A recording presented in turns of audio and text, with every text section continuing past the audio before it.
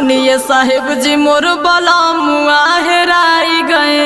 कैसे बलमुआ तोहर मेला में भूला ही गए। टिकुल खरीद गई नि साथ तबल छूट गए। ऐसन तना न कतही पी के सरवा सूत गईल।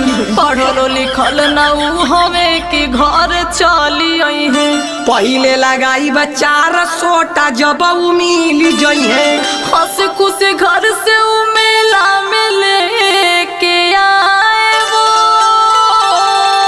और चुटकियों में हम ढूंढेंगे क्योंकि तुम फिरेंगी दरोगा की शरण में आए हो।